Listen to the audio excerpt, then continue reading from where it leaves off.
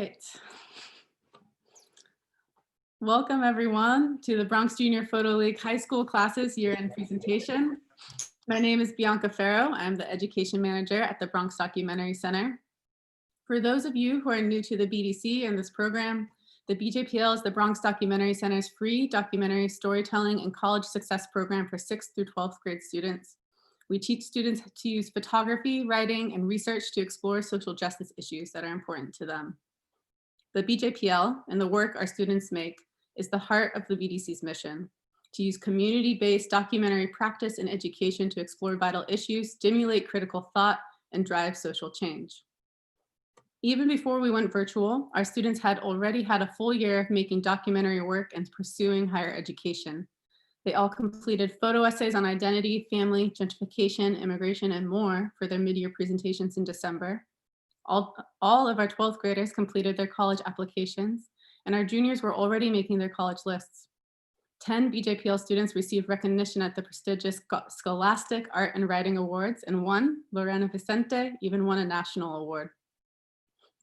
Under usual circumstances, we would be packed together in the BDC's gallery on Cortlandt Avenue, most likely sweating a little bit, to see our students present their final multimedia stories and photo essays with the prints they made in the dark room.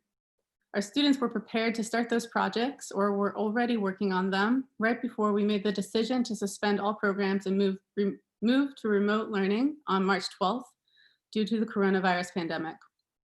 Everyone, students, teachers, and families had to make the massive shift to online learning, not only for schooling, but for our photography classes. Our events our students were looking forward to, trips abroad, an exhibition at the Met, prom, graduation, all had to be canceled or moved to a virtual platform. Students that were working with analog cameras and had just started to learn how to print in the darkroom transitioned to phone photography. And all of our students working within a program based on the ability to go outside and photograph in the community learned to turn their lens to the normally private spaces of their immediate surroundings. As always, our students rose to the occasion. They attended college counseling sessions, virtual tours, and workshops through video calls. They meditated on the light in their homes, watching it change throughout the day. They reflected on their experiences through journal entries and allowed themselves to be vulnerable while sharing these with their peers. They collaborated with each other through photo dialogues and found new ways to visually express themselves. And ultimately, they brought this all together in thoughtful and thought-provoking projects on family, surviving the coronavirus, spirituality, and injustice that you'll see today. This is the 7th year of the Bronx Junior Photo League. We started in 2013 with a small group of middle schoolers, one of whom, Tiana, is graduating from our program today. And their passion for photography and storytelling drove us to expand the program to what it is now. Throughout our short history, our Bronx Junior Photo League students have always risen to the occasion to decry and document injustices. They've stood against climate change, unequal housing opportunities, and violence. This is my 7th year working with BJPL students, and this is the longest I've ever been away from them. But over the past few months, my belief that this generation will be the ones to make a tangible change in this world has only grown stronger. They are not only persevering through these historic times, they are continuing to question and document them. A global pandemic, the George Floyd and Black Lives Matter protests, the broadest in US history, a landmark civil rights law protecting gay and transgender workers from workplace discrimination, and today's decision to protect DACA are all a part of the stories that our students have chosen to tell. And I'm so proud to share that all of our 12th grade students are committed to attend college this fall. A huge thank you to our students' parents and families. Your commitment to your children's education and pursuit of the arts and higher education is so admirable, and we would never have been able to make our virtual classes work without your support. Thank you to our volunteers who helped both in the classroom and during our Saturday open labs, working closely with students on their college applications, Paul Strempel, Terry Staub, Liz Sanders, Carla Rice, and Cindy Weisbart. I can't thank our BJPL staff enough. We thought we were finally settling into a rhythm with our curriculum and could have never fathomed the challenges we would face this year. They protected and then continued to support our students and families after a shooting on our block in November. They didn't skip a beat when totally recreating the curricula for online learning. And within this massive transition, not only professionally, but personally, they asked how they could do more. All of our teachers volunteered their time to pair up individually with students to do weekly check-ins. They shared lesson ideas with each other, participated in dance parties, and even delivered equipment and food to our families. Mike Camber, Desiree Rios, Sean Sorota, Fee Wynn, Jess Kirkham, John Santiago, Makeda Flood, and Sam Alvarez. You are the most compassionate and committed group of educators. It is inspiring to see you all in action, whether in person or virtually. Rana M. Santos, our BJPL College Success Counselor, was, as always, a rock to our high school students throughout this time. And Justin Baez, our program assistant, continues to find resources to share with our families for health and financial assistance. I've learned so much from you all, and I could not imagine a better crew to work with. Thank you.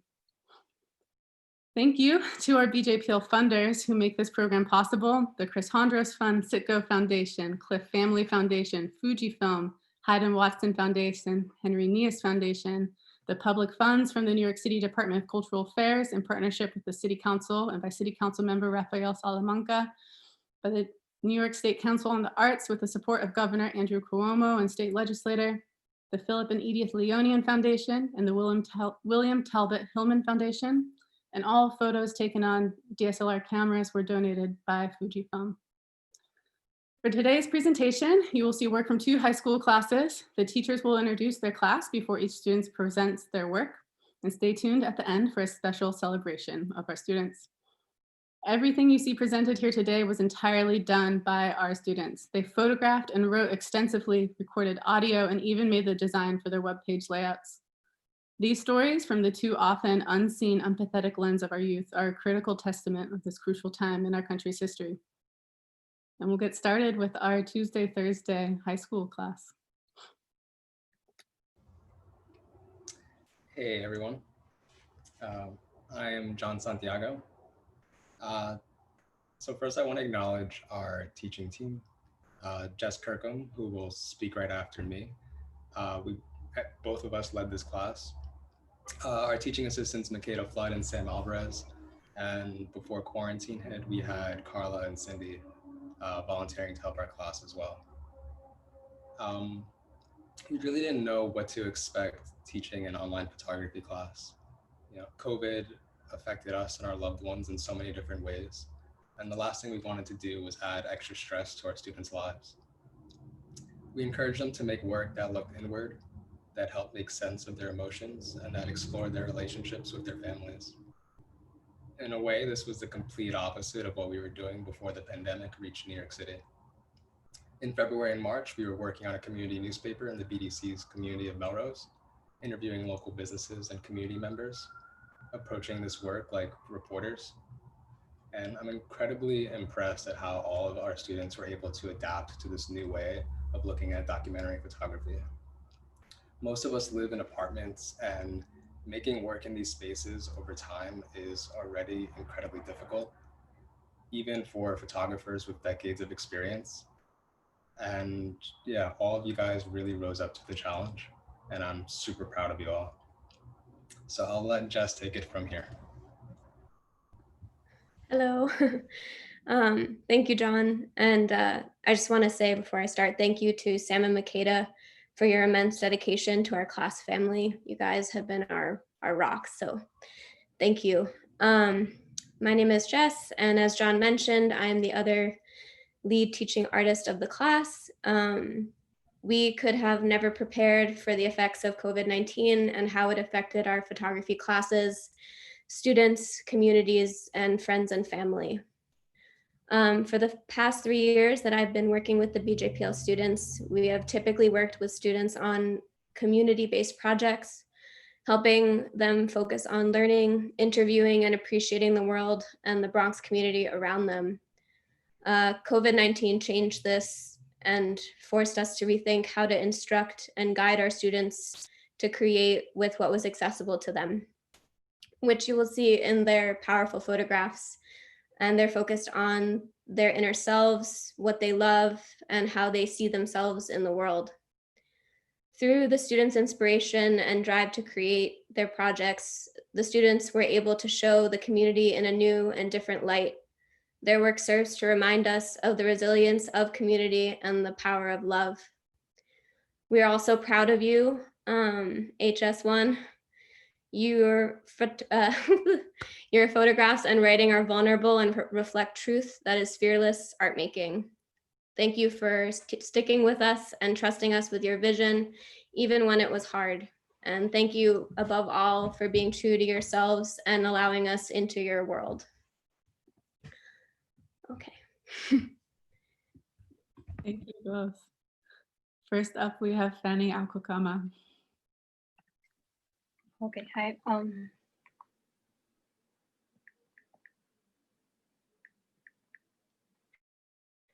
My daily life during the pandemic. The first reported cases of the coronavirus in the United States was in January 2020. New York became the most affected state by the outbreak, confirming the highest rate of COVID-19 cases and deaths in the country. According to a new study published on April 30 by Health Equity, the Bronx has twice more deaths caused by COVID-19 compared to Manhattan. And according to Statista, on June 8, the number of COVID-19 cases in the Bronx spiked up to 3,219, caused the borough to have the highest number of cases in New York City. It has been pretty quiet outdoors. When schools started closing down and the government ordered a mandatory shelter in place, time went by quicker than usual. During the first 2 months of remaining indoors, there were moments when I didn't know what day it was. Everything felt strange, especially my sleep schedule. It was not organized. Sometimes I slept at dawn and woke up at noon, or sometimes I had very little sleep. Since sheltering in place began, I have been feeling a lot of pressure about my future. My usual routine during quarantine is to wake up and make breakfast. I also have to cook dinner, so when my dad and stepmother arrive home, they have their food ready. I also try to do my homework, but sometimes I can't concentrate. It's like I have a lot of thoughts on my mind. One thing that helps reduce my stress is freezing grapes in the fridge and eating them. It actually tastes like ice cream. It is kind of weird, but I think that's what makes them special and unique. I also love to take photographs of my surroundings whenever something interesting catches my eye. After 2 months of remaining indoors, my family decided to go grocery shopping. Going outside after so long felt amazing, yet unusual. At the same time, although I could breathe the fresh air, I could also feel tension in the environment. I noticed around 6 to 7 death memorials scattered around my neighborhood. There were restrictions in stores requiring people to wear masks and gloves while remaining a 6 foot distance between each other. If people did not follow those rules, they were not allowed to enter. As we went to check out our purchases, we also noticed protective plexiglasses in front of all the cashiers. Also, there was a purchase limit of 2x cartons per person. A week later, I went to pick up medicine for my stepmother. As I entered the first train on Durham Avenue, I also noticed the emptiness inside of the train cars. I saw a similar emptiness as I entered the pharmacy inside of New York City Health Hospital Metropolitan in Manhattan to pick up the medicine. During this pandemic, I'm able to share and value every little moment with my family, especially with my siblings. We have been taking a lot of advantage of staying indoors and spending more time together. We watch TV together, play poker, and bingo. Personally, the time I spend with them is a way to escape from from the reality of the situation. My family has been wondering how to be when all of this is over. Adjusting to remote learning has been difficult for my brother. In the beginning of the quarantine, staying indoors for a long period of time and not being able to be with his friends had affected his school performance. Now I feel like the pandemic has pushed him to be responsible when it comes to do his schoolwork. My sister has been adjusting to the same situation in the same way. She doesn't like the quarantine, but she understands that it's important for our safety. My father and stepmother went back to work recently. My uncle has been a very supportive person who I can rely on since the quarantine started. He was hospitalized for 1 week due to COVID-19 and diagnosed with diabetes. It was a difficult time for the family because we couldn't not visit him. When he got back to our apartment, he had to self-quarantine for 1 week. Experiencing what it's like to be indoors for a long time, period of time has helped me value every little moment with my family while having the opportunity to be safe.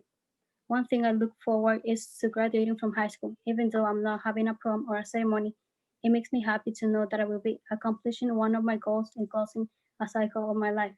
I'm nervous about going to college, but it's like a new challenge that we need to face. Thank you. Thank you, Fanny. And we'll have a big round of applause for your entire class after you all present. Next up, we have Awa Fafana. Hi, my project is called 2020 Within Four Walls.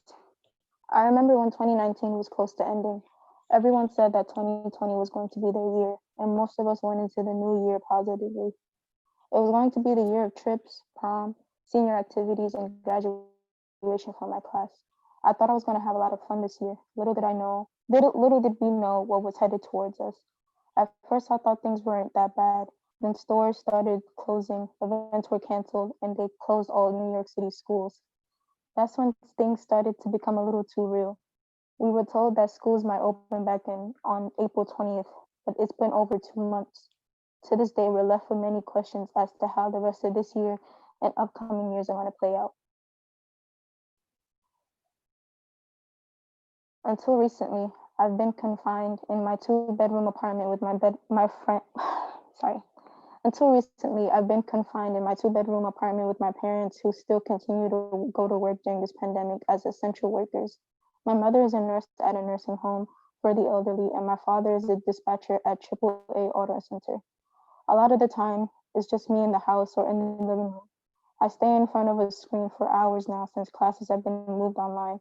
I really miss talking with my friends face to face, complaining about the amount of work we're getting from one teacher. Every now and then I look away from my computer screen and see the sun shining through my windows and into my house, thinking of how pretty it looks in the darkness of my living room during these grim times. I often feel like life is becoming a cycle of waking up, doing schoolwork, going on my phone, then going to bed. And I know many people can relate to feeling tired of the same surroundings day in and day out. In the beginning of this project, I would walk around my apartment searching for things to shoot, and I was in a rut. As the days went by, I began to find objects or moments that had character and significance within my home and outside of my window. Working on my project was a way for me to appreciate the little moments and to remind myself that this pandemic and being in quarantine hasn't stripped us of everything. Ramadan would also be different from previous years due to the pandemic. Every night, my mom tried to make sure we always had food to break our fasts. Thankfully, quarantine didn't change that aspect of the holiday for us, something that some Muslim families are struggling with. Unfortunately, the end of Ramadan didn't include prayer at the mosque, showing off our Eid clothes, or parties like we had hoped for this year. Considering the circumstances, I'm just glad I was able to experience it with my family. For the first 57 days, the only view I had of the outside was through my window. When the weather was nice, my dad and I decided to take a walk around the neighborhood so that I could stretch my legs. We got ready and put on our masks. The sun beamed on my glasses as we headed out of the building. It felt weird being outside again, and I felt a little self-conscious at first. We walked from our building to 167th Grand Concourse. As I took pictures of pink and purple flowers hanging off of trees or planted outside, people chatting with their friends, pet parrots, and the two of us. I was shocked to see so many people outside, especially since I've only been around my parents for the past 2 months.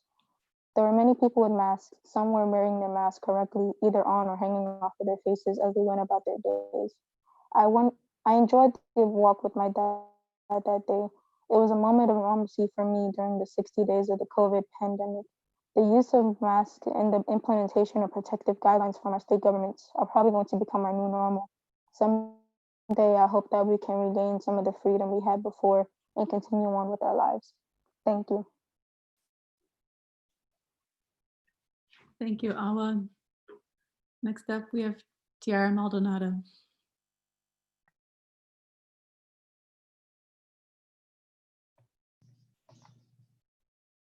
Oh, sorry. Okay.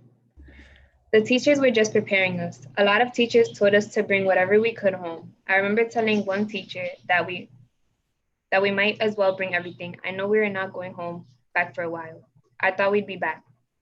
I remember packing all my stuff in the locker, and teachers were saying bye, and it kind of felt like the last day of school. I had a feeling like we weren't going to come back. My sister Tiana is in her senior year of high school. COVID-19 has affected her experience in a different way than my own. When I asked her about my experience as a senior, she expressed it was disappointing because all of our senior events were canceled, graduation was postponed, and it might be online. I don't get to have a prom or a senior trip. I didn't get to have senior pranks. She has also had to adjust to online learning and having a tremendous amount of work.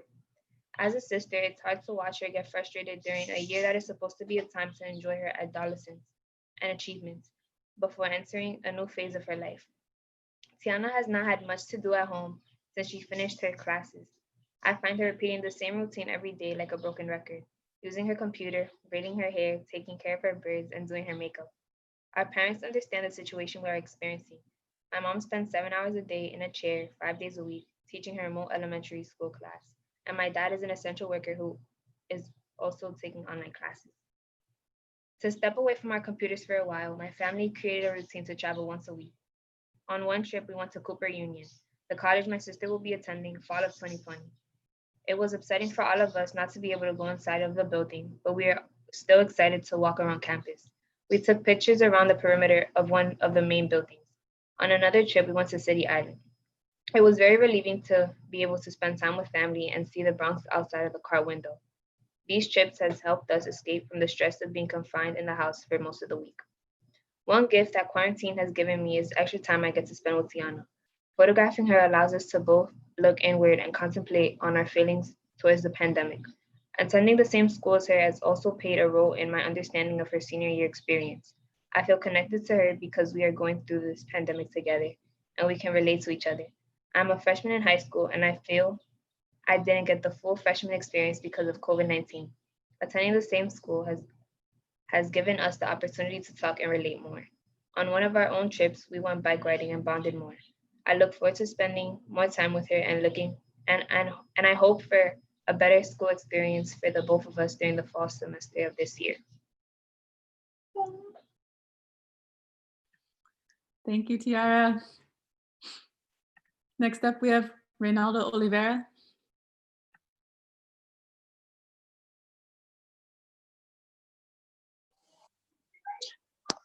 Growing up. Mother, do me a favor and lock up the door. I feel myself getting too close to the storm. Our sorrows are getting too big to ignore. Please hold on for a little bit more. I promise tomorrow won't be than before. This project takes place in an environment. There's a small blue room with plaster-filled holes and nails scattered against the wall. A glass panel door, broken glass covered with wooden slabs. My mother's bamboo and her vine that stretches along the wall. Pictures on the walls and toys on the floor. Kiara makes a mess and we pick it up. The air is filled with either laughter or cries. This room is our home, where we spend most of our day together talking, playing, or taking care of each other. The room holds pieces of us, whether that be through pictures, toys, or stuffed animals. I spend every day with my family taking care of my 2-year-old sister Kiara. When she was born, it took me by surprise. I wasn't expecting another sister, but her presence has been a blessing. She brought the family closer. I feel a special responsibility towards her, since my stepfather couldn't make it back from Guatemala. She is very friendly and always needs to be with someone she knows. She can't sleep. She can't sleep unless she feels someone next to her. She is obsessed with Peppa Pig and occasionally makes a pig sound. Kara is just learning to talk, but seems to understand when we talk to her. I think she enjoys having us around and doesn't understand the fact that we can't go outside. I've always been intimidated by our 15-year gap because it doesn't allow me to bond with her the same way I have with my other siblings. I've taken a more parental role. I find myself correcting and teaching her to help my mom.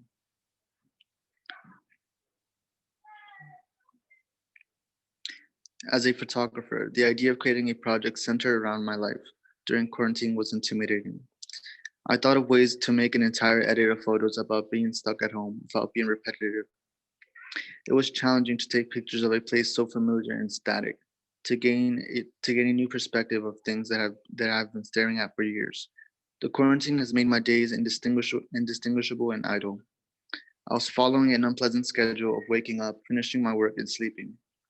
At the start of quarantine, I didn't see my creative potential reflected in my photos. Creativity grows from progress, but quarantine means being stuck. I believe our homes are great places to get out of the ever-changing world because they're stable. I feel creativity isn't stable. It's trying over and over until something phenomenal happens.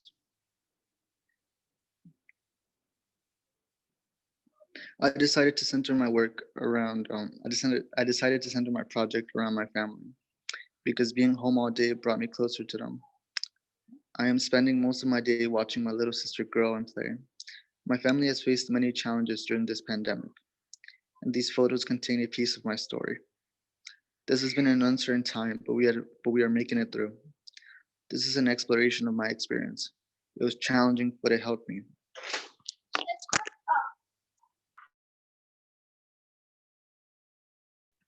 Thank you, Reynaldo. Next, we have Alexa Pacheco. Being outside and being able to live life normally seems like a fantasy at times. New headlines appear every day about the coronavirus, and watching the news feels surreal that I'm living through a pandemic. It can become very overwhelming and hard to adjust to. I usually distract myself with homework, reading a book, or just being on my phone. Out of the 5 people in my household, my brother and dad are the only ones who need to go outside for work. I'm so grateful that I don't have to go outside and possibly be exposed to or give others COVID, but I miss being outside and being able to enjoy the sun and spending time with friends. Through photography, I'm reimagining what it is like to be outdoors again. Sitting on my balcony and looking out my bedroom window have been the best ways for me to bring the outside in. My mental state has been up and down during quarantine. Sometimes I feel super productive and can finish all my work at once, but some days I don't even want to do anything. The work in school is harder to learn over the internet. Since I was being taught a certain way for so long, it was confusing to switch to remote learning. Then to have a huge workload and be expected to be able to adapt at the snap of a finger. There's been a lot of anxiety and confusion, but one thing that has helped is getting into a routine. I try to stay in routine that forces me to wake up somewhat early enough to get work done that day. I also find comfort in being able to stay home with my family and pets. However, it has also been hard not being able to be with my friends. I went from seeing them every day to not seeing them in almost 4 months. Photographing during quarantine has been a new experience for me because I usually go outside to photograph with friends. I thought it would be difficult to do since I was creatively limited to the inside of my apartment. As I spent more time indoors, I started to see things that I didn't notice before, like the ways sunlight or moonlight enters my apartment. I noticed how in my room, if it's a clear night, I can see the moon through my skylight. I recognized simple details like the photo of a strawberry I was cutting at the time, and played with the reflection of the water on the table and the vibrant color. I also experimented with the different ways I can photograph plants. My mom has a lot. I was able to be creative in different ways and play with colors, light, shadows, and reflections. Being able to make photographs during this time has been a helpful distraction from the stress of this experience. My space has changed because my family's home more and it has been a new experience for us all. After being stuck inside and not being able to be productive, taking photos gave me a sense of accomplishment. But photography has made a new space in my home and created something that contrasts with the world right now. My perspective represents more quiet, subtle moments that may be overlooked. Having softer photos is a way to separate my own space from the fear of COVID-19 and the struggles that come with it. Even though living life normally will change, hopefully it will not end up like the fantasy I've been scared to see. Thank you, Alexa. Next, we have Carlos Pacheco.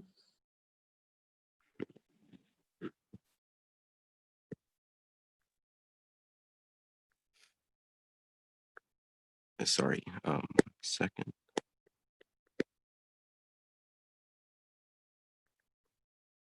Right, can you hear me? Yes, we can. Okay. Almost every one of my days is the same routine. Wake up, brush my teeth, do homework if it's assigned for the day, play video games until I go to bed, taking breaks to eat, photograph, drink, and do whatever chores I'm tasked with for the day. Every day feels identical to the last. and I'm just watching as the dust gathers on every surface. I remember thinking that most people were overreacting about the quarantine situation, but after spending a few months deprived of social interaction or anything meaningful to do, I think that I may understand what those people meant. Every day, my conscience is filled with a jumble of thoughts, curiosities, regrets, and future goals I have. A great way for me to physically render these thoughts is through photographs. I think of the state of our world, with the virus and the protests being some of the major things sparking thoughts and opinions recently. I also think of the different things I could be capable of once I own a car and I can drive myself anywhere I want to go. I regret not making more friends at school. Quarantine has caused me to feel a loneliness greater than I've ever felt before. I rarely hear from the friends I once had, who I can genuinely express my thoughts and emotions to. As for the people I do speak to, it's difficult for me to show them how I really feel, leaving me emotionally reserved and mentally drained on my worst days.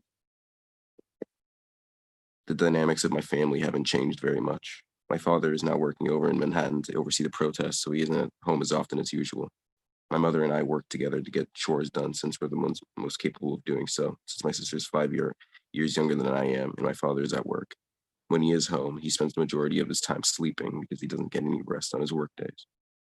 With my sister being so young, she's unaware of the significance of what's going on in our country at the moment. It isn't her fault, but at times I can't help but envy her ignorance. Photography helps me take these thoughts and emotions, both positive and negative, and create art out of it that I can be proud of.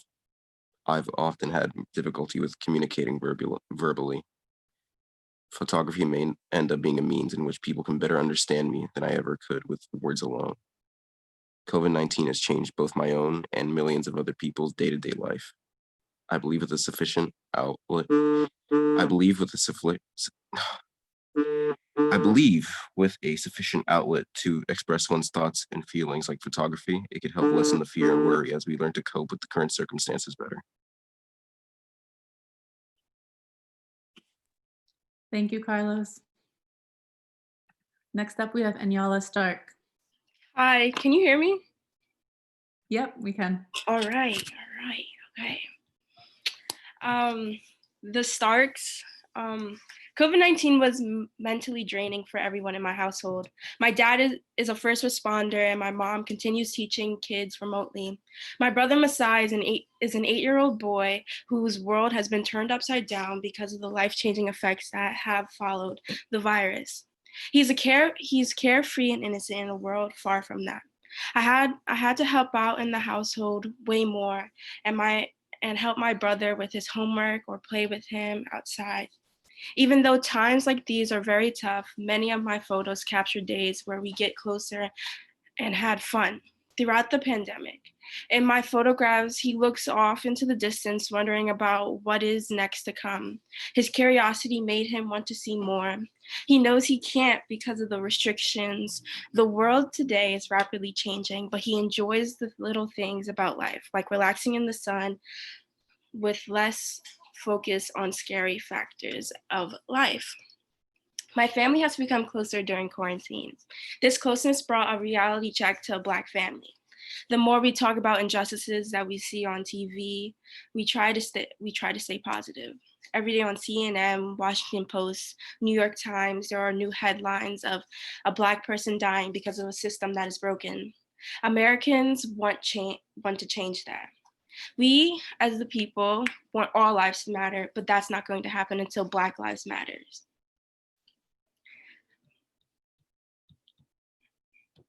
The modern day police system came from slave patrol. These people were given the task of capturing and killing runaway slaves. Now that slavery has ended, the slave patrol has morphed into what we know as the police force. The same thing is done when innocent Black people are killed because of their skin color. When George Floyd, who was a father, a son, and a boyfriend, was choked by the police for 9 minutes, it was because of a corrupt system that was made to kill Black people. Those who protest his death prove that people care for Black lives and that we matter. It's really a simple question. Am I going to let a disease kill me, or am I going to let a system, the police, he said. And if something is going to take me out, when when I don't have a job, which one do I prefer? Folks who don't have much else to lose, they understand that this system isn't built for Black people. And that's why people are on the streets. That's by Mike Griffin, a Black community organizer in Minneapolis. My brother says he's fine, but I know he's not. Every day I notice that he is emotionally responding to the injustices towards Black people in America. He still enjoys playing video games, FaceTiming his friends, and the little walks that we take with our dog. But deep down inside, his spirit is being crushed with the hard truth that because of his skin color, he will always feel unsafe. Thank you. Thank you, Anyala. And next we have Gianni Zambrano.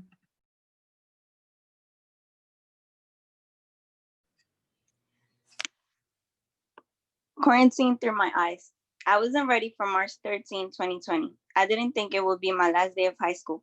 There were many hopes and expectations I had for this year. I wasn't able to enjoy my last laughs and make memories with my friends dancing at prom, going on our senior trip, and walking down the stage together to receive our diplomas. Sometimes I look at myself and think of what could have been. In May, my family would have been rushing out the house for my brother's college graduation. Then in June, for my own. My grandmother was going to come from Ecuador for my brother's and my graduation. Due to the pandemic, it was impossible for that to happen.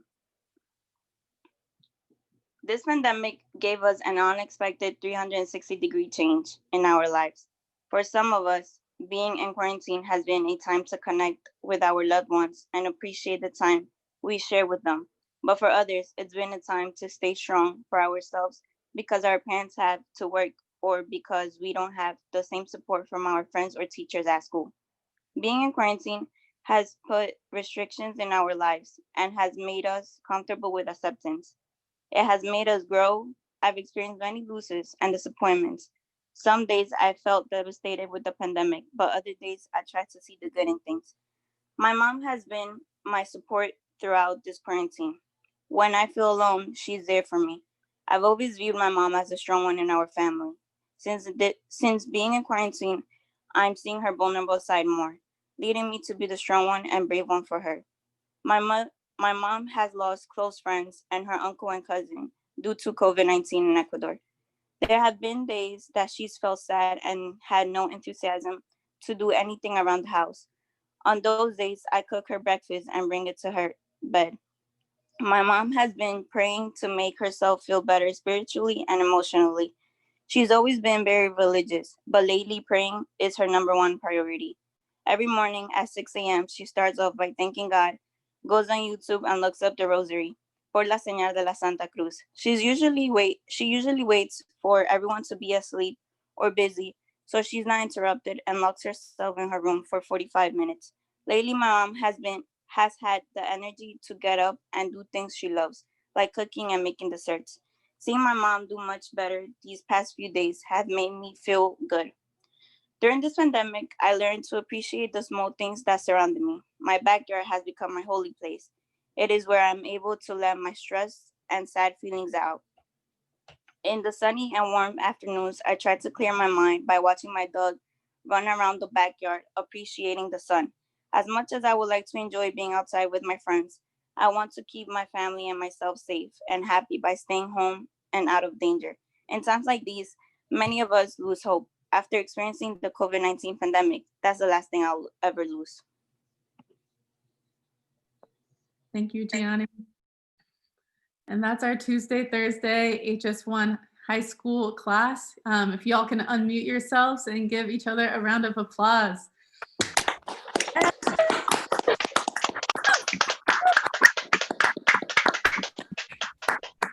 Great work.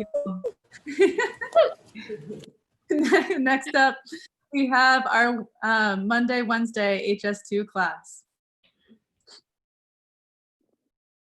Hi, I'm Desiree Rios, one of the lead teachers for the HS2 Advanced Photography class, along with Mike Camper, Sean Sirota, and V. Wynn.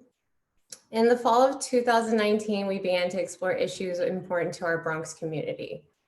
We also began training in black and white analog photography, working with 30-year-old film cameras and making prints in the BDC darkroom. Photographing on black and white film, we explored personal projects that involved immigration, the environment, neighborhood safety, and more. One memorable trip involved covering the High Bridge steps and the controversy around the Joker movie. In early March, in preparation for the coronavirus, we transitioned to online classes. As expected, the coronavirus hit our neighborhood harder than almost any place in the United States. Some of our students and family members, many of them essential workers, were sickened by the virus. Our HS2 teenagers, of course, were worried and stressed, their lives in turmoil with the closure of school and fears of a virus that was claiming lives throughout the Bronx. Still, they held firm and responded heroically, supporting one another and continuing to photograph the unprecedented time that was unfolding around them. Some of our HS2 students even helped to deliver food to their classmates and bring donations to Bronx workers on the front lines. In the midst of everything, George Floyd was murdered in Minneapolis, kicking off weeks of protests that swept the country. A few of our students were able to participate and photograph these protests as well. We live in a historic and difficult time, but our HS2 students rose to the occasion as documentarians and storytellers, showing the world what their families and communities were going through. And we can't forget all the other things we did together this year, discovering TikTok, singing the lyrics to Backstreet Boys and Journey, sharing the love of the Popeyes chicken sandwich, and our reading and writing sessions, which focused around issues of our time. These sessions, originally meant to be 15 minutes long, would turn into passionate discussions that took up most of class in some cases. We miss those moments so much. We are deeply proud of our HS2 students and look forward to their many upcoming successes as they continue to tell important stories in the years ahead.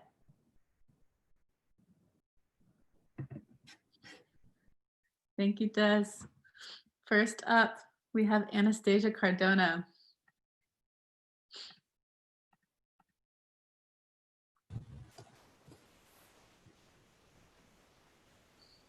You can hear me? I'm sorry.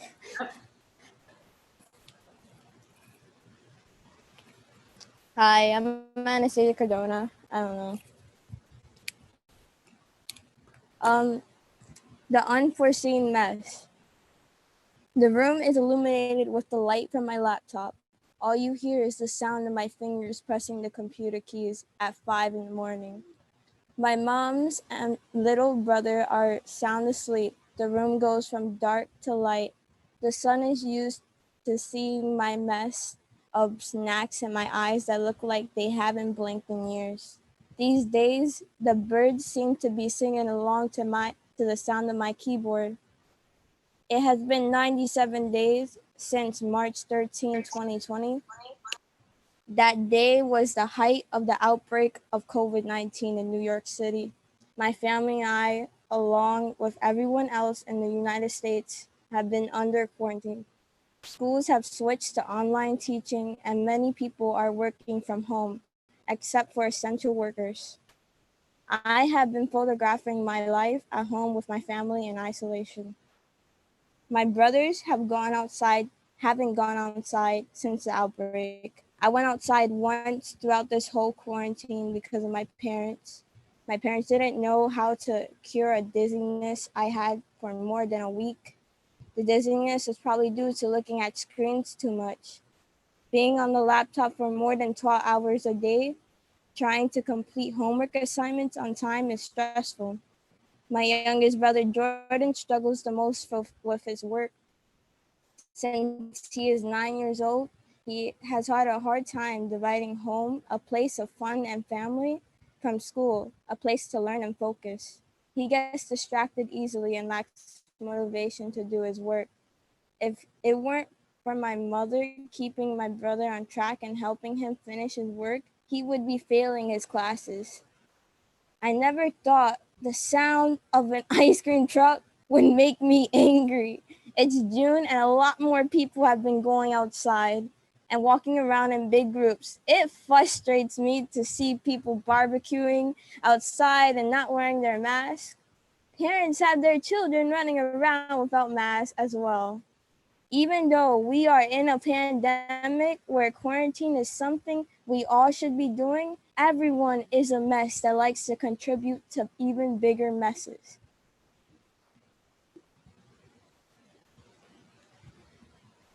That's a self-portrait. That's me. That's a picture of my eye. I haven't gotten sleep.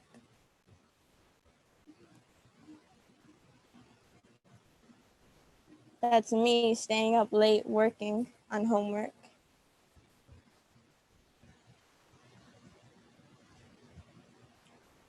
That's a picture of people smoking and not wearing masks from the beginning of quarantine. That's my mom.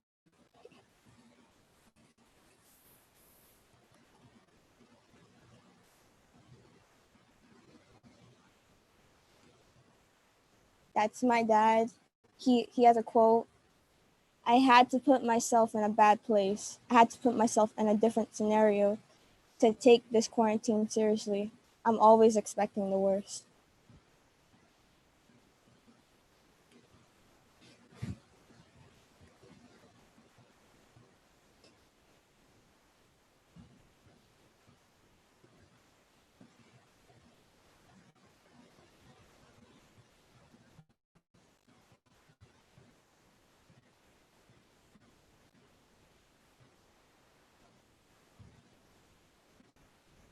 Distraction at its best.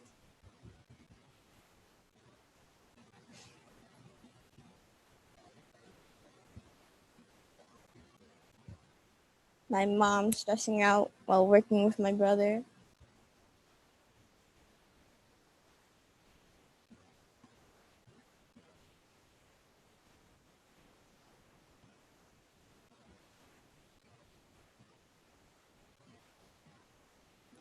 My mom doing my brother's hair because it's too long.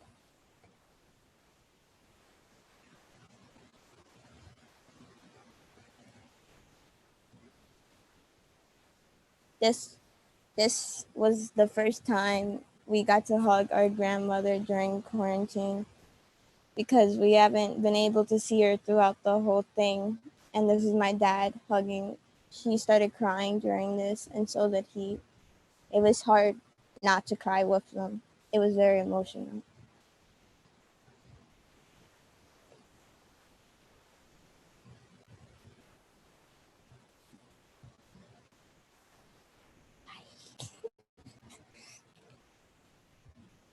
Thank you, Anastasia. Next up, we have Isaiah Cardona.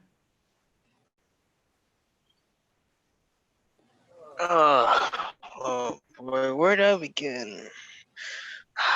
All right. The Unbreakable Curse by yours truly, Isaiah Cardona. Hello, people and species of the unknown. My name is Isaiah Cardona, and I'm here to show you how people are doing quarantine, like me. Happened out of nowhere. I lost my sense of taste and smell, which felt like a midlife crisis.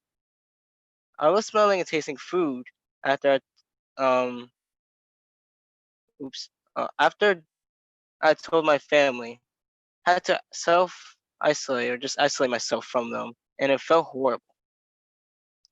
These photos were taken during and after self isolation. This experience was a living nightmare to me. I had to be in my room for a whole week and couldn't touch things with my bare hands. I used alcohol wipes to open the bathroom door and to flush the toilet. Imagine feeling squishy and hard objects in your mouth for an entire week. The third day was horrible because my family made food that was given from the gods. Pizza, the best food in the world. That day was a living nightmare. All I felt in my mouth was crunchy stuff and something squishy. The rest of the week, I sat on my white fluffy chair playing some video games like Roblox, Gears of War 5, Fortnite. I felt less lonely playing Roblox with my brother, who was able to sign on from my laptop in the other room. Now I'm no longer isolated. I'm back with my family and having fun with them. I'm released from the burden curse of losing my sense and taste and smell. I'm free from the confinement of my room. I have spoken. These are the words from the old guy from the Star Wars show Mandalorian. This was a show that me and my family started to watch after I was out of self-isolation. Thanks for seeing my presentation, and live long and prosper. Please don't hate me by mixing those two together. Uh, this is a picture. Let me see. Yeah, that's a picture of my hand while I was opening the bathroom door with the rag.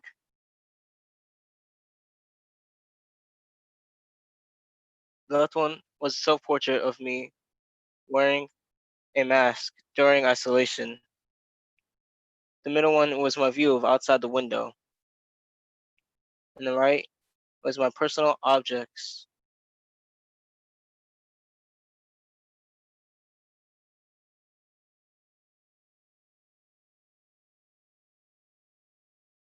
Left side, this was during time where I lost my taste, and that was the third day that was like a living nightmare. So good.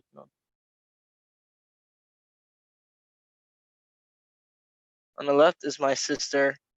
She's disinfecting the bags after my parents came from the grocery store. Um, and the magnificent blinds to the right.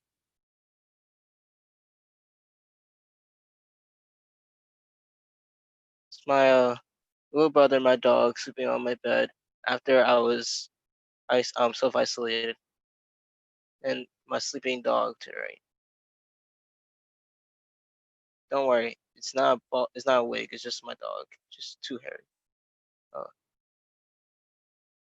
And this was my sister helped me out with this one, and I thank her so much for this one because this was a great shot of me helping out my brother, and also me with my dog.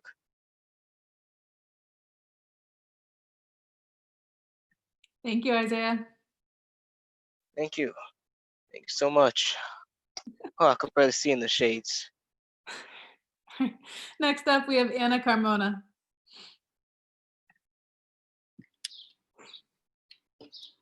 Hi everyone, my name is Ana Carmona.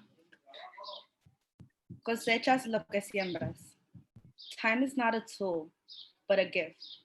Time is precious, yet underappreciated. Time is flaunted as if it can be bought. Time is universal, realistic, abrupt, yet abused. And lately, time is what I am starting to feel like I am running out of. Time has always meant a word for me. It has always felt distant and darkling, stuck in the past, anxious for the future, yet numb for the present. And isn't it ironic that in the time where everyone's and isn't it ironic that in the moment where everyone's time seems to feel like it's on pause, time is rushing, slipping, ticking as it escapes my fingers the most it ever has. I want more than ever to catch up with it, ask it to slow down, give me a break, freeze it all despite the extremities of heartbreak and sorrow. I want more than to ask it to let me stay a little longer, the type of longer that will feel like an eternity. Clock strikes 8 a.m. The time in my world can be accounted for by the memories in a one-bedroom apartment and the impatience that grew with the 5 people living inside. Clock strikes 10 a.m. It is the hope that roots in my existence, the hope that Nuestra Morenita has granted me. I have worn her on my neck since I was born. I am protected, reminded of the kindness my heart is capable of across the multiverse. Clock strikes 12 p.m. It is my mother's soft hands caressing mine. Serenity, the ones that are safe unlike no other. I hope one day I can show her the peculiar wonders of the world, that which she has sacrificed to show me if time allows. Clock strikes 2 p.m. It is the photographs, flashbacks, and billion of possibilities attempting to vanish into thin air. Haziness dawns on me. I preserve every pinnacle memory of my timeline. Clock strikes 6 p.m. Evening. It is the party of 6 at the dinner table. Despite one being missing, an empty chair marks the spot. Everyone rushes to pitch in. Traditions are the most cherished, are the most treasured of all. Clock strikes 8 p.m. It is the pain of every lost soul in these wicked streets, the ones that were taken too soon, but can be felt guarding our avenues at dusk. Clock strikes 2 a.m. It is the locals blasting reggaeton. They're the ones that break into a fight, police sirens ringing through my ears. Clock strikes 6 a.m. It is the racket of the 4 train, 2 blocks away, yet it can be heard from my bedroom window. Disturbance in times of rest, but the core of these blocks, in my world, time can be captured in a capsule, locked into the pavement, never to be grasped again. I know once I'm gone, time can't be recaptured, nor relived. So I ask time to remain still, to not continue dragging me into an endless void of the unknown. Rather, leave me to cherish every moment, the place that I call home. But that would be taking for granted the gift of time. The truth is, my home is forever chained to the iron bars of my windowsill. Time is infinite and doesn't stop for anyone, no matter how much I try to soothe the speed of time. But this is raw. This is infinite. This is, despite all the recklessness, my sanctuary. This will never change, even when time is passing by, even when time is long gone, even when time is out of my control, even when it can no longer be found. Within these pictures, the gift of time sits still. Period.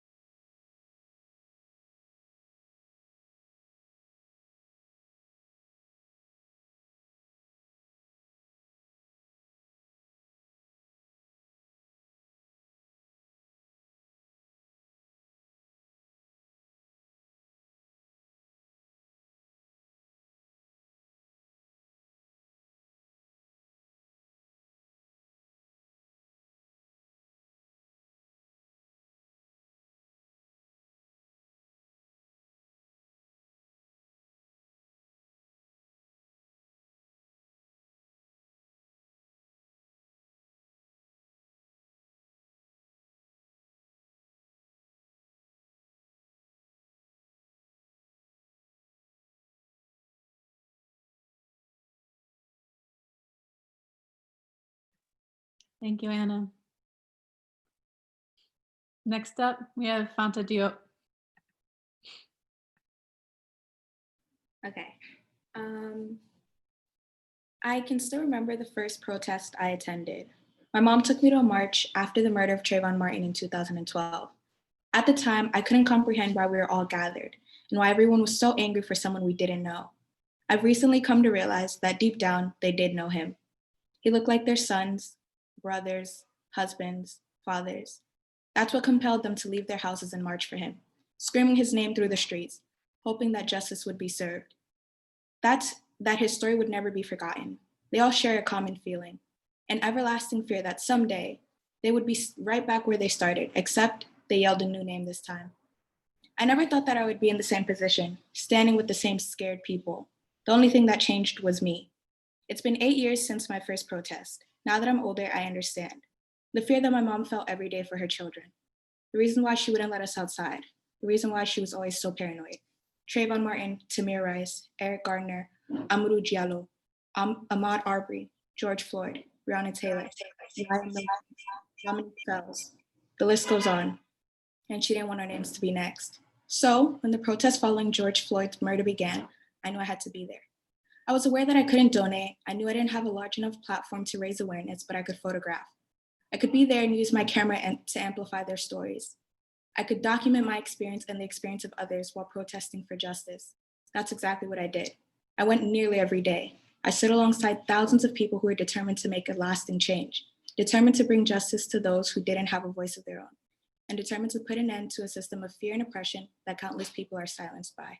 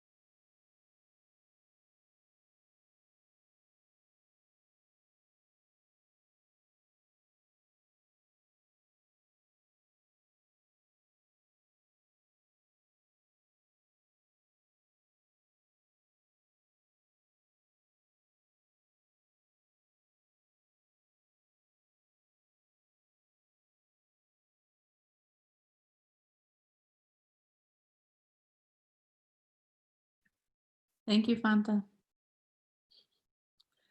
Next up, we have Fritzi Garcia. Hi, guys. I hope everyone's doing well. My name is Fritzi Garcia. I'm currently a senior student at the Bronx Documentary Center. I have worked on several projects throughout my photography school years, but this has been the most significant one that means a lot to me. Throughout this pandemic, my whole mindset changed from point A to point B, meaning I was living in a small bubble and it burst when reality hit me. My family was affected the most throughout this crisis. I remember the days I was locked up in my room for 2 months because they were diagnosed with COVID-19. Those months, I had all types of vibes: depression, anxiety, excitement, and joyful. The days I felt like crap, I did small things to distract myself, such as play with my dog, taking a walk, drawing, and even cooking. White rice plays a big role in my life now. Whenever I make it, it reminds me the days that my family was sick and I only had rice and eggs to cook for them because we couldn't go outside. And it was the only thing that I knew how to cook. My family was too weak to do anything, so it was up to me to take charge for once. As months went by, my family started to recover, and little by little, they started to go back to their daily activities. I remember seeing my parents building my new drawers for my room. And in that exact moment, I felt so content because I knew that everything was going back to normal and I knew my family was healthy and alive. I try to spend more time with my family now and make every second count because I know tomorrow isn't a promise.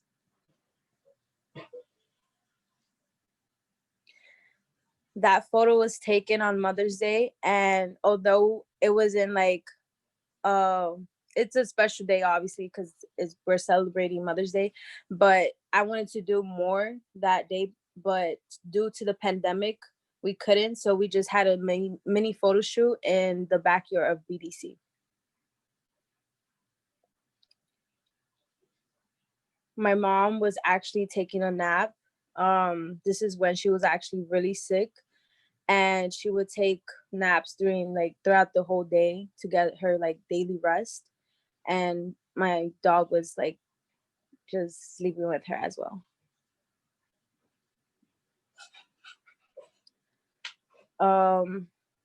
I took a lot of photos of my dog because he plays a big role in my life. Like he's like in a way therapy for me.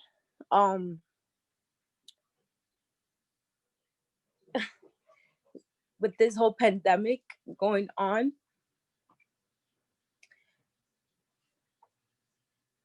I guess you could say that my dog, in a way, I see him as a person, and he has influenced me.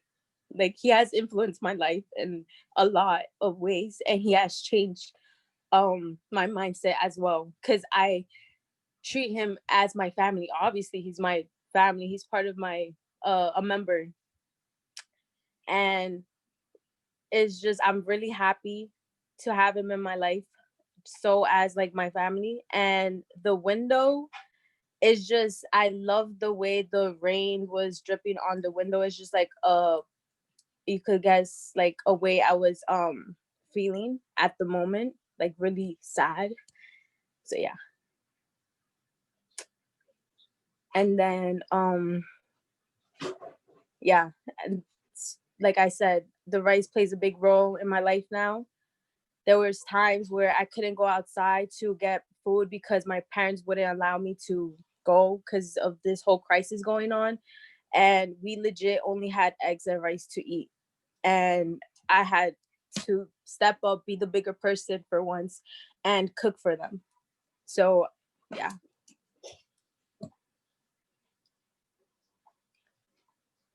My dad was using his painting skills to redecorate the kitchen, and my parents were building drawers at that time.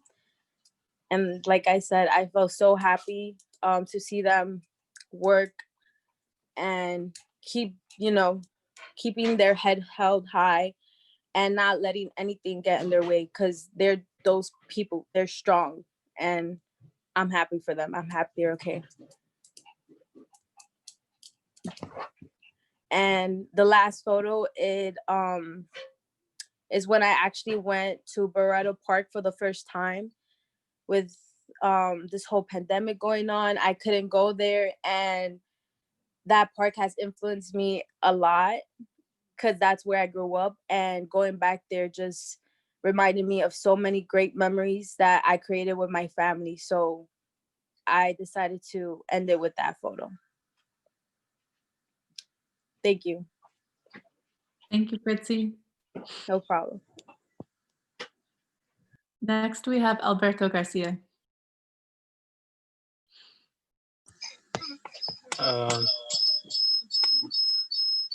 Yeah. All right. Hi, my name is Alberto Garcia. All right. So, surviving together. All I remember from being sick are the really bad headaches and not being able to get out of bed after taking my medicine. I couldn't stand straight. Unfortunately, I wasn't the only one. At the height of the pandemic, my entire family became ill with COVID-19. My oldest sister, Lindsay, described having a headache first. Then the virus spread throughout our home. My mother, whom we believe to be getting better, hugged me as we fell asleep on the couch. Shortly after, she began having trouble breathing and had to go to the hospital. She could barely speak. For over a month, my family had to take, no, sorry, my family had to isolate from one another after being so sick for so long. We got used to being separated and continued to do everything on our own. This project is a reflection of that time period and the activities we are doing to get back to the normal life we used to live before COVID-19.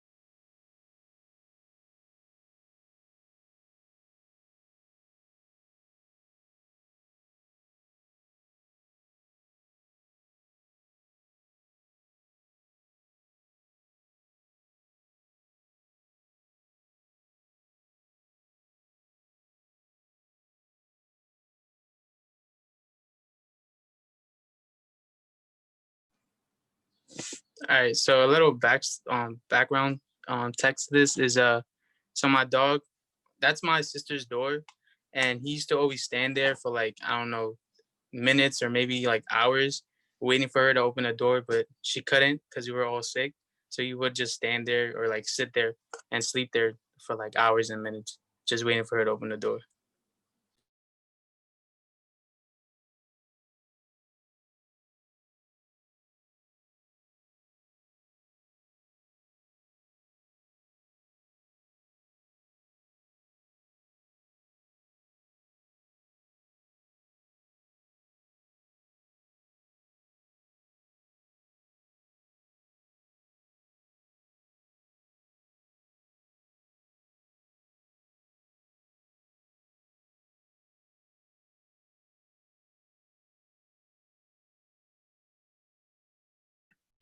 Thank you, Alberto.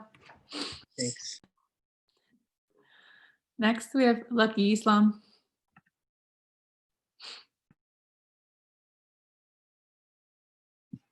Hi, my name is Lucky, and I'm a rising senior. My project, okay, I'm just gonna read the project statement. Ramadan is a spiritual experience. Trying to capture Ramadan in isolation has been a unique process in which I have been trying to reflect the image of life that is imposed on us during this time. In photographing my family, I have also been reflecting on my own spiritual journey and what it has meant for me. This is the first Ramadan that has solely felt lonely, despite being in a full house because of COVID-19. As time stands still and at the same time escapes us, I want the viewers to feel like they are in the same moment as me. Empty stomachs till sunset, but souls are filled with content, prayer, and outlet. No regrets when your faith is being tested. It takes discipline to carry a light heart. Ramadan, a blooming flower, not the end, always a fresh start. Facing our gaze inwards, forgetting our ego, and getting rid of the idea that we're all sinners. The gates of heaven are open now, but it feels like the devil is still sitting next to me somehow. I remember the heat on my skin when the summer sun was born. I remember the unbearable humidity as my friends and I complained, trying to find shade or a small bit of breeze. I remember all the snacks I'd save up throughout the day. So my fast was broken with a crazy amount of Sour Patch Kids, granola bars, and goldfish. And then the days go by and the gates to heaven close. I remember now as I lounge in front of the only window I can get fresh air from has been my only escape. I remember feeling like there was a revolution happening inside of me. I remember now that my heart still feels heavy. Even though the hours are shorter than last year, I remember being afraid because we only feel scared when we have something to lose. The new moon is around the corner. My heart is racing, but I'm ready to continue fighting. I have divorced my spirit from my body. I'm grateful for all the truths I've learned and have yet to learn about myself and the world. So no, I cannot tell you what lies ahead, but know that you are free to open your heart to peace, despite the uncertainties for the next day. You are free to hold both happiness and sorrow. You are free to challenge truths while also being gentle with yourself. You are free to love and receive love despite any feelings of unworthiness. You are free to grace the earth with light feet, no matter what tragedies you are leaving behind. You deserve to take up space, right here in this very moment, no different, but just as you are. You are the moon, so you do not think you can be as powerful as the sun. You have loved so much that for all the souls you consider being your son, you lost parts of yourself every night so that they can shine brighter. But one day you will learn that it is not possible to coexist in the same world. There is more than enough room for that because in the end, the sun will still rise, but so will the moon.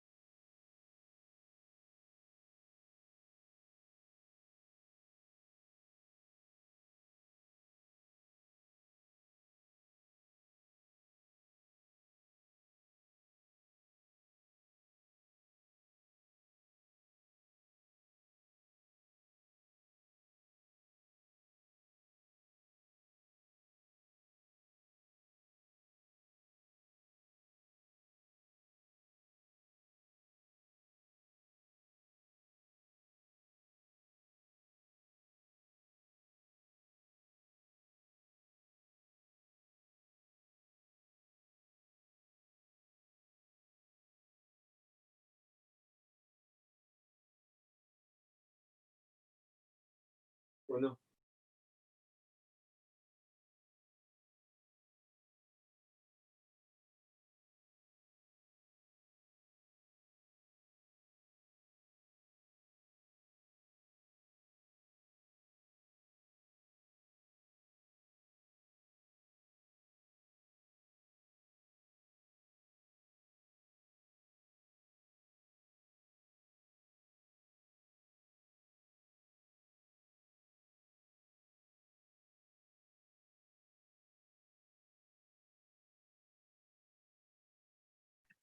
Thank you, Lucky. And you can go to the Bronx Junior Photo League website to read her captions.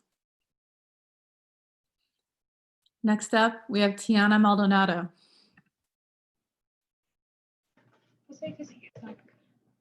I already can. All right. Hi. Throughout March, a letter to my mother. Throughout March, it seemed as if the world was collapsing beneath our feet. Our neighborhood became the center of the United States COVID-19 crisis. Schools closed, businesses shut down, people went on unemployment or even went hungry, and thousands of lives were lost. My mother was fortunate enough to keep her job as a school paraprofessional. She was even more fortunate to have all her family survive. My mother and father were both sick with the coronavirus. Despite all the obstacles and chaos that happened during the 3-month quarantine, my mother never got down. She always stayed positive and kept hope for me and my sister. The students that my mother assists are low income and have their own unique ways of learning. As difficult as her job is sometimes, my mom tackles her task with a positive mood and maintains her patience. Every day, she does her best to keep her fifth grade students on the path to graduate. This year is a milestone for me and my mother. I am her first daughter to graduate and to go to college. We were both looking forward to my graduation ceremony, my college open house and orientation, to me getting dressed up for my prom and taking pictures with my mother, and much more. These have all been canceled now. It's hard for us both, but my mother made the best of it. She tailored my prom just away and anyway and asked me if I wanted to wear it in the house. And she held a graduation party for me here at home. Despite such a difficult year so far, my mother always teaches me to have an optimistic outlook. Mommy, I recognize all these things you have done for your students and your family. I want to thank you with all my heart for being a strong woman, an inspiration, and a model for all mothers out there. I would not be finishing high school and going off to college without all your support, your encouragement, and your love. I am grateful to have you in my life, and I hope the world sees what I see in you.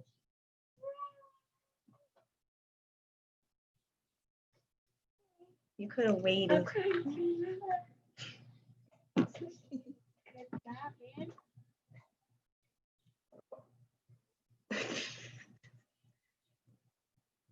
Well, I'll read the captions, I guess. Here, my mother takes advantage of the warm weather to do her online shopping on the balcony. Mommy, shush. After doing her own hair, my mother pins her hair up to protect it from the humidity. Our home does not have a drying machine, so we have to hang our clothes to dry in order to save money. After they dry, she folds the clothes and puts them away. My mom rests her hand on the door frame as she cleans the toilet.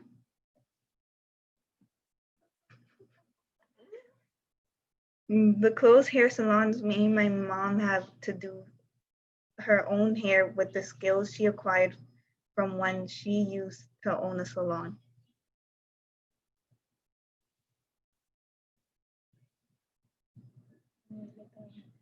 During the quarantine, my mom tries to go to the supermarket on days with bad weather in order to avoid long lines.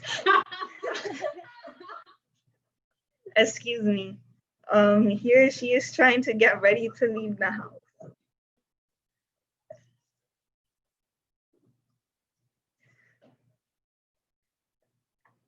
Every weekend, my mom often goes alone to buy several bags of groceries for the family.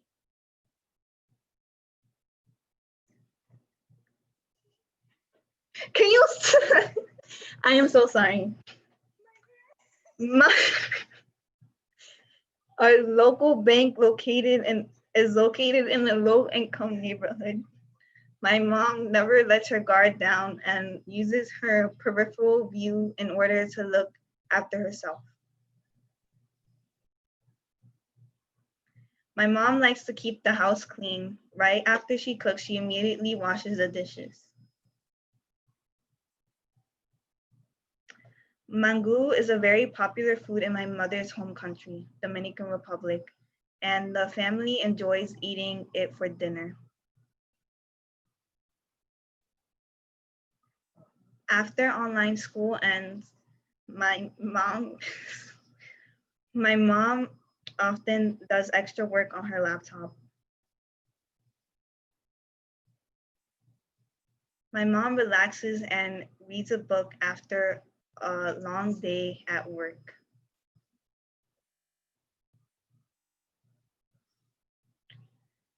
On June 6th, my mom threw a home graduation party because the original date of my graduation was on June 5th. She is proud to have her first daughter graduate high school.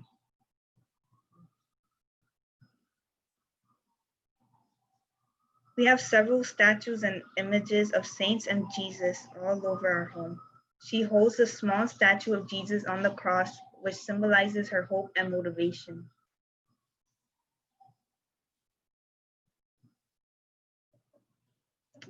On Fridays, my mom tends to take a nap on the living room couch at the end of the day due to her exhaustion she faces at work. Thank you for listening. Thank you, Tiana. Next up, we have Chloe Rodriguez. Hi, my name is Chloe Rodriguez. I'm an upcoming senior, and my project's called She Gives It Out of Love. I never considered Sandra Garcia to be my aunt. As far back as I can remember, I consider her my second mother, sometimes even calling her mom. Tia Sandra was the support system that I relied on from the earliest age. When I was in the first grade, she left work early to pick me up with my dog, knowing it would make me smile. A generation older than my real mom, Tia Sandra helped teach my mother how to become an excellent parent, showing her how to feed me, bathe me, clothe me, and care for me. Faith is important to my Tia Sandra. And as I was growing up, she would put a religious show on TV and have me pray the rosary with her. To this day, she pushes me to go to church and pray. And Tia Sandra has been my closest confidant, the person I tell my hopes, desires, and secrets to. We sometimes lay on my bed and talk in Spanish about the future and my problems. We would laugh for hours as Tia Sandra gives me advice and tells me not to worry, that I will be okay. Todo pasa por una razón, y cada día sale un nuevo sol. Everything happens for a reason, and every day a new sun comes out, she always says. As she pushes me to reach my best self. For my Tia Sandra, the years she has put into helping to raise me have never been a burden. She expects nothing in return. The only thing my Sandrita asks of me is to create something beautiful with what I have, to use the tools and lessons she has given me to create a better life for myself. She puts her heart and soul into everything. Whatever my Tia Sandra gives, she gives out of love. I love you, Mommy.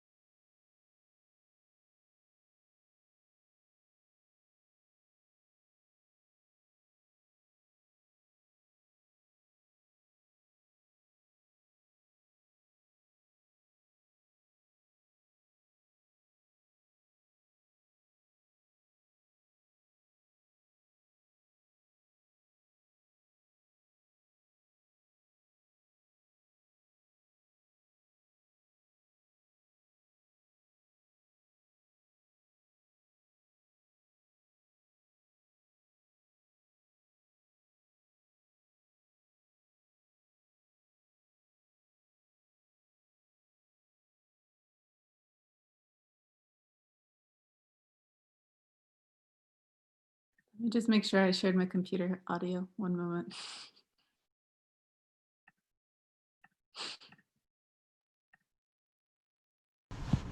Go. Mi nombre es Sandra García. Tengo 67 años. Dios no me dio la fortuna de tener hijos, pero en cambio puso a 3 personas maravillosas en mi vida.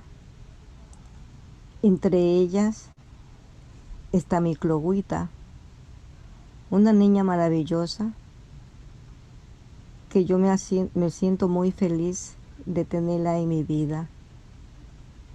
A esta altura de mis años me da fuerza me da ganas de seguir viviendo, me da ganas de seguir fortaleciendo mi vida, porque en verdad ella es un motivo, un motor para yo seguir adelante.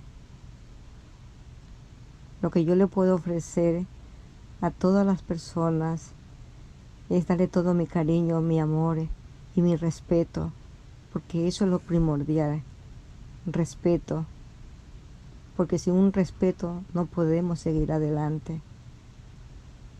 Y siempre he tratado de inculcarle en ella eso, el respeto al ser humano, porque eso nos ayuda a ser mejores personas, dar amor, entender, comprensión.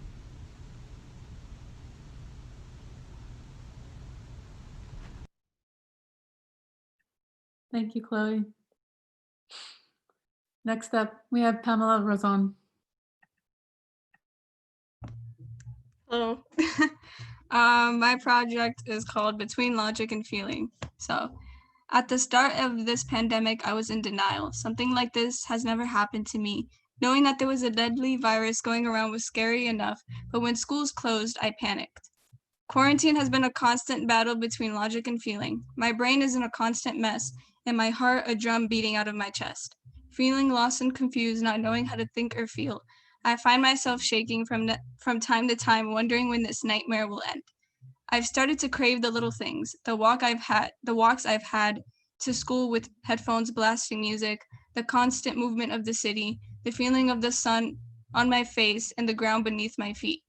I miss the chats I've had with friends, the warmth of a hug, the feeling of companionship. Now all I feel is a deep and utter loneliness. I know I'm not the only one. Everyone is so focused on the news. Everything is in hyperdrive. We're all craving some peace of mind. The coronavirus isn't the only thing that's spreading. So is the paranoia that all of us are trying to keep hidden. We are all scared, not because of the virus, not entirely because of the isolation, but of what will happen because of it. How will our lives feel the same after this? Will we ever feel that sense of normalcy as before? I've lost my senior year, my prom, my goodbyes to my peers and teachers, my school trips and senior benefits. Will I ever get to walk the stage as people cheer for me, jumping from teen life to young adulthood? These feelings of paranoia and anxiety for the future is something I want others to understand. I want people to know that they aren't alone. It's normal to feel scared. It's normal to be uncomfortable with the idea of what the future holds. Feel comfort in knowing that you are never alone as the world stands with you during this time of need.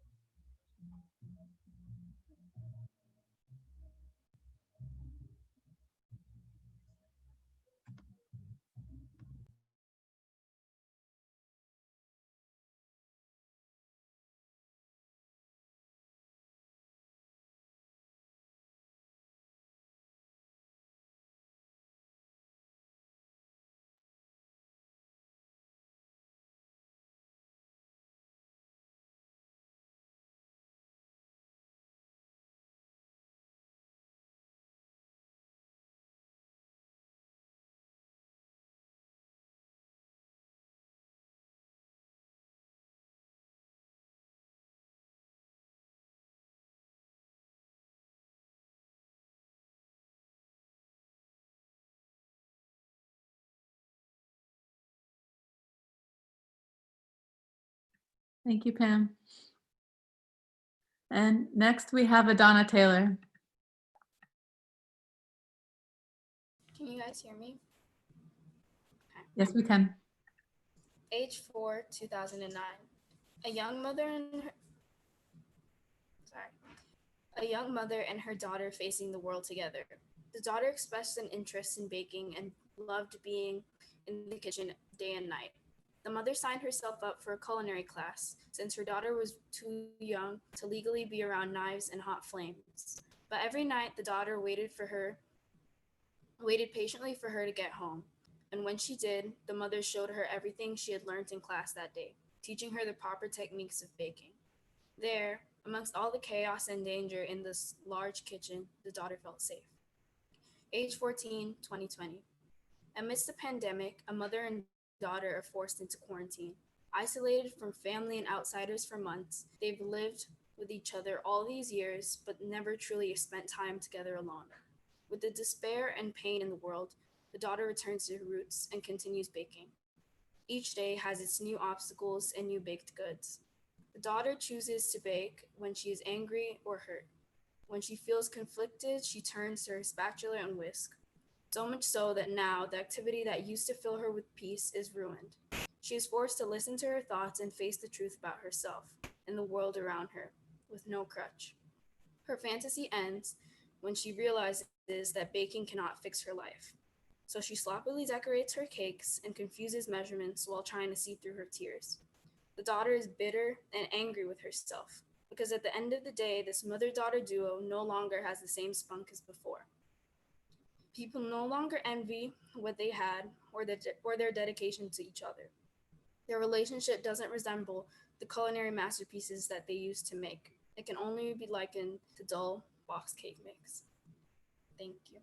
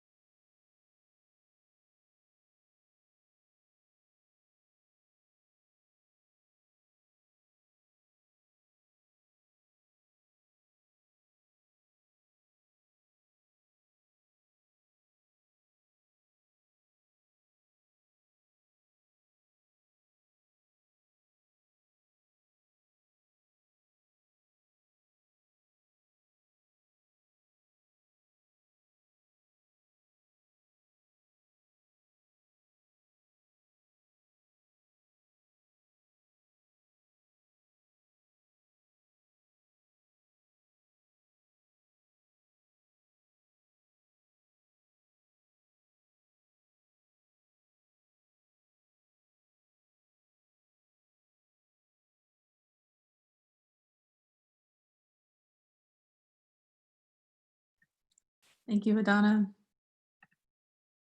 And thank you everyone in the Monday, Wednesday high school class. Please unmute yourselves so you can give each other a round of applause. Great job, people. You did an awesome job. So emotional. Next, we have our BJPL College Success Counselor, Rana Santos. Hi, everyone. My name is Raina M. Santos, and I am the College Success Counselor for the Bronx Junior Photo League. This year, I had the immense pleasure of working with some amazing seniors and their families. We asked a lot of them this year, and they bravely stepped up. And if things were not challenging enough, they did this while also dealing with a global pandemic. These are strong students. During the year, our seniors attended workshops including how to fill out your FAFSA application and college essay writing workshop given by Pulitzer Prize winner Barry Barak.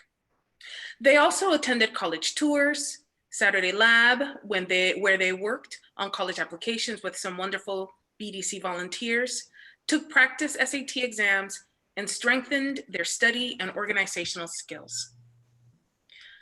Our seniors looked beyond the goal of turning in applications to what it takes to successfully graduate from college.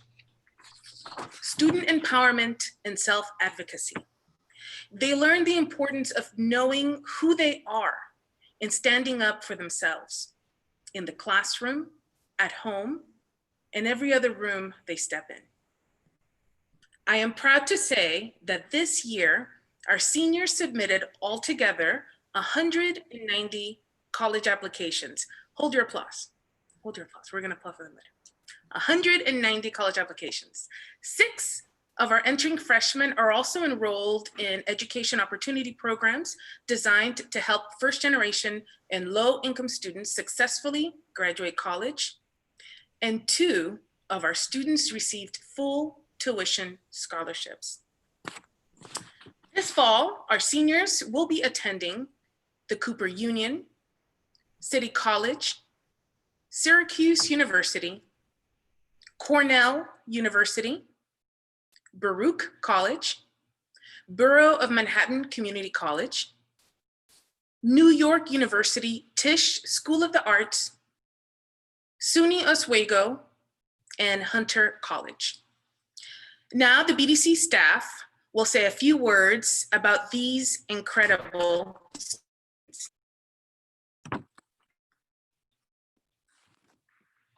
Starting off with Fanny. Sam is going to say a few words. Hi, Fanny. I just wanted to say that I'm so glad that I got to connect with you in what seems like a short period of time, but I also feel like I bonded with you even through our phone conversations, which I always look forward to. And I really wish you the best on your new adventure to college because you're so talented and you have such a great eye with photography. I wish you the best, and please keep in touch. Thank you, Sam.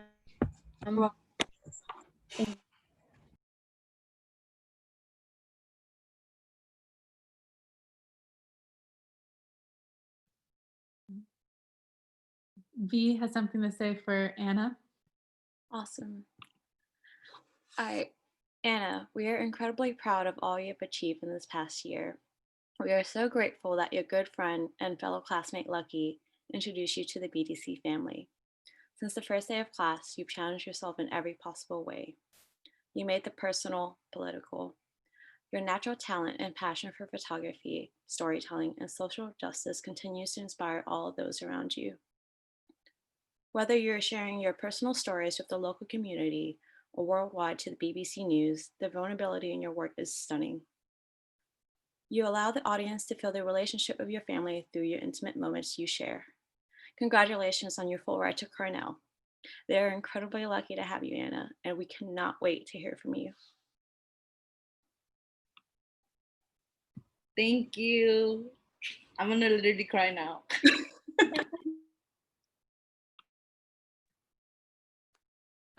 We have a special shout out to Bianca Colon, who started our program in 2015 and will be going to Syracuse University this fall.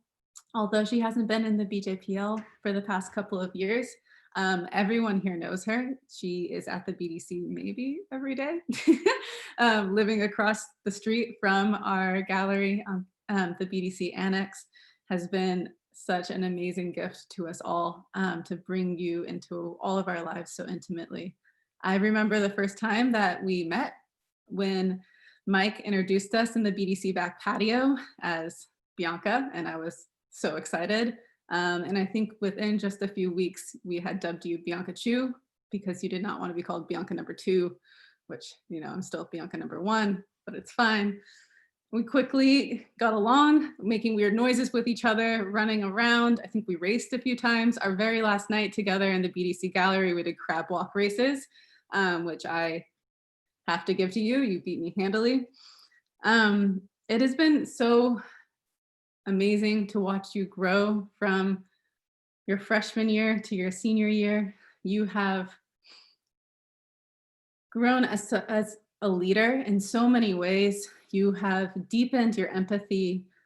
You are incredibly funny and so smart. You think so deeply about everything, and you bring critical thinking to everything that you do.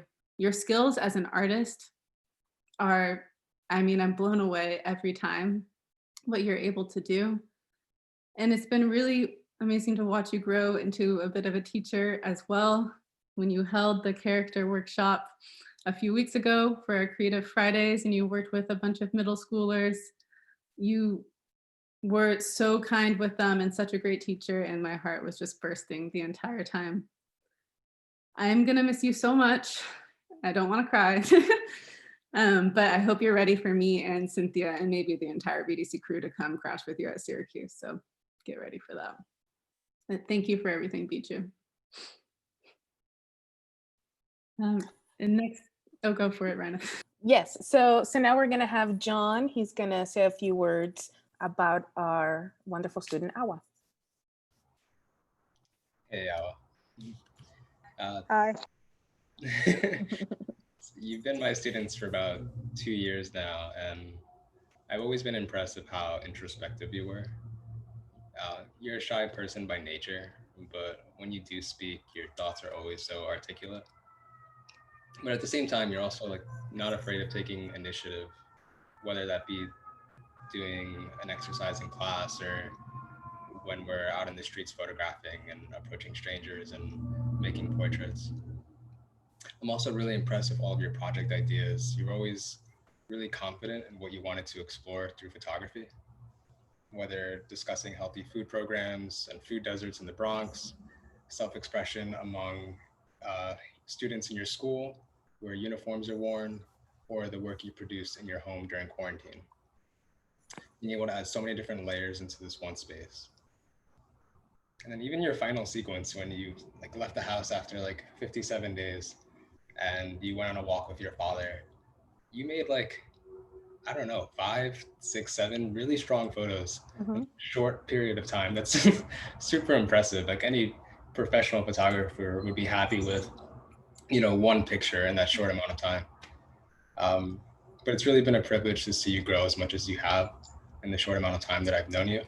And I'm really happy you're going to be entering this new phase of your life in college. And you're going to school in the city, so we fully expect for you to come and visit us.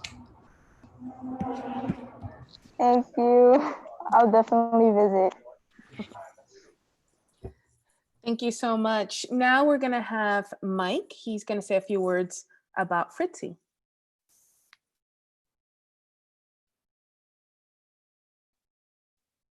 Unmuted. Fritzy, you and your family have been such a crucial part of the BDC community. You're one of our longest serving students. I remember when you came in here, you were really just a young girl, and you're now going off to college. You've excelled each year, including this past year when you won a gold key in the 2020 Scholastic Art and Writing Awards. We will never forget the iconic photos you took on Mount Cadillac in Maine during the BJPL summer program a few years ago. Amazing, amazing work up there. Most Americans only read about COVID-19, while you were on the front lines of its effect and helped care for your family so bravely. You've always been an amazing team player and a collaborator with the students in our class. Your presence will be missed as you leave us to start your education at City College and go on to what I know is going to be a great future that will make your family proud. Congratulations. Thank you. Thank you so much, Mike. Now we're going to have Bianca. She's going to say a few words about our student, Tiana. Or someone, I might have the notes wrong. I think it's Mike. Oh, Mike. I'm back again. There you go. Tiana, congratulations on not only receiving a full ride to Cooper Union, which is known to be the most prestigious art school in the entire country. And I just want to say that I was rejected there. So really? Congratulations. Yes. Wow. You have the award for being the longest serving student in the BDC program.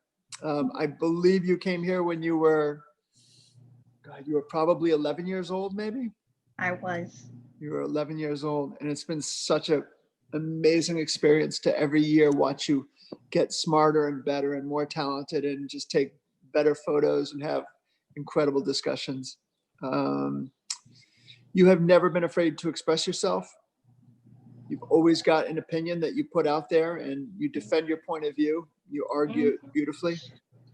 Your projects deeply reflect your care for the community, the environment in particular. You've done a number of projects on the environment and your neighborhood.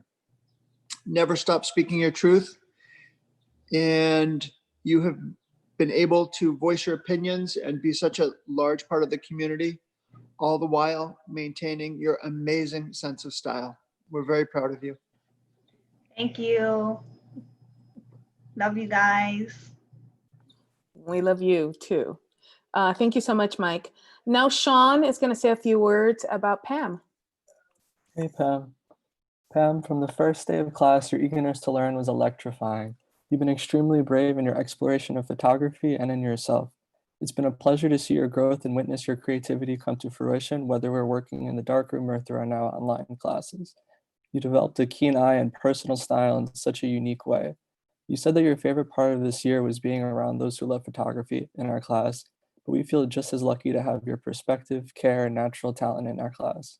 We have no doubt your drive and passion will carry you far as you begin your journey at Hunter College. We look forward to seeing your photographs on the pages of National Geographic one day. Definitely come back and visit, and we're so proud of you. Oh, gee. Okay, thanks. Thank you. Thank you, Sean.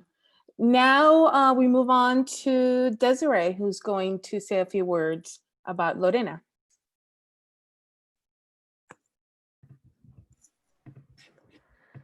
Lorena, since the summer of last year when you joined the BJPL program, you've always been extremely driven and self-motivated and inspired all those around you.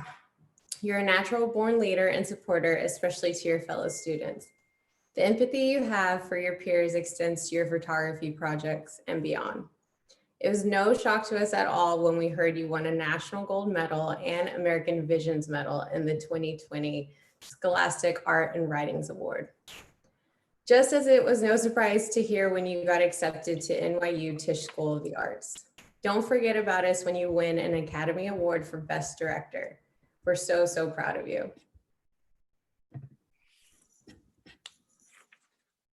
Excellent. Thank you. Thank you so much, Desiree. Now we're going to have John and Jess. They're going to say a few words about our student Leah. Leah, congratulations on graduating high school.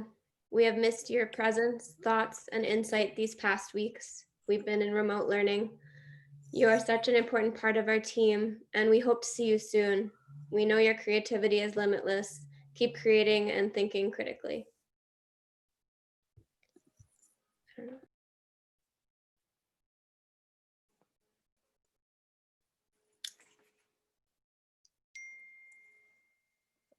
And so now also Jess is going to actually say a few words about our student Gianni.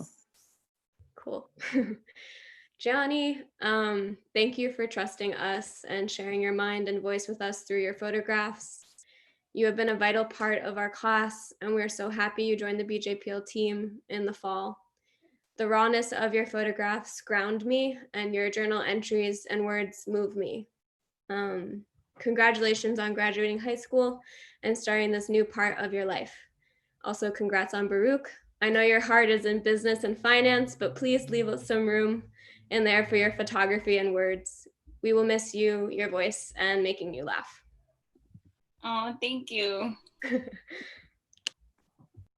Thank you so much to both. And we are going to finish. Last but definitely not least, Makeda is going to say a few words about Alexa, our 8th grader. Alexa, all year I had to continue to remind myself that you were only in the 8th grade. You've always been so articulate and insightful, as well as passionate and so talented. I'm incredibly proud of you and all the work you have done this year. I think it is far beyond your years. You have such an incredible eye for detail and a beautiful style of shooting. I can't wait to see all of the work that you will continue to do. And I just wanted to add, thank you so much for working so hard with me on your statement and your project. I know that it wasn't easy, but as I said, you were going to get it done, and you pulled it off beautifully. And I'm just so proud of everything that you accomplished. Thank you. So if everyone can please unmute themselves, let's please give our seniors a big applause that they deserve. Congrats, seniors.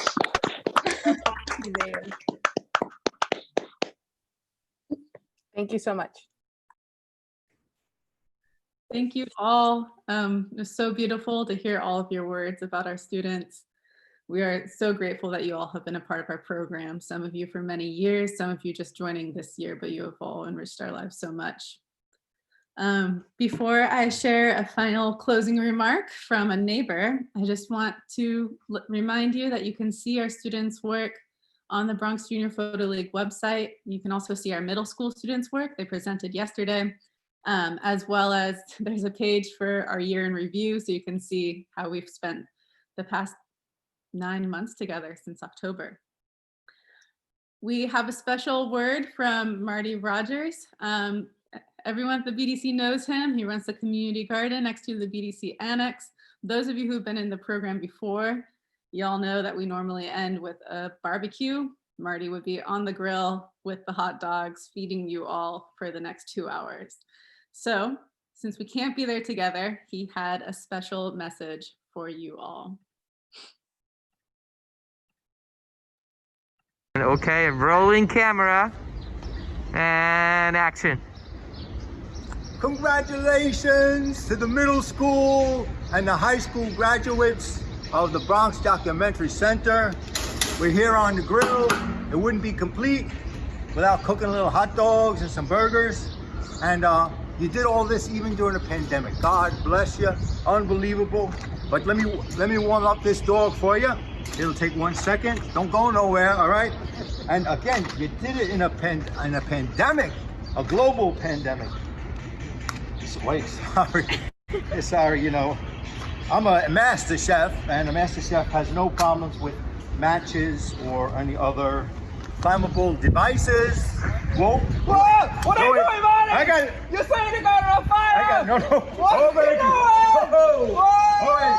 Oh no, a little too much fire here. What are you doing? I think I need a little help. Whoa! Go, Duke! Duke! More water! More water!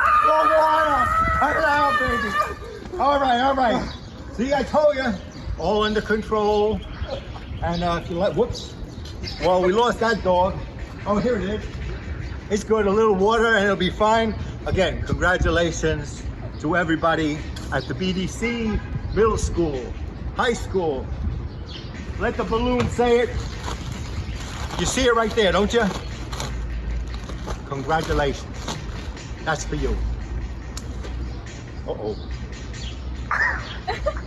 All right, well, when you come in person, we'll have a real barbecue. God bless you and congratulations. Cut. If everyone wants to unmute themselves for a final round of applause. I'm so done. Mario, man. My son Duke. And for watching. Students, thank you so much for all of your work. We are so proud of you. Truly, every time I talk with a teacher, they just cannot stop gushing about you all and the work that you've done. We're so grateful for you and everything that you've put into this year and into the years you've been with us. Students, a reminder, you can stay on for our post-presentation celebration once the live stream ends. And thank you to everyone who joined and watched today.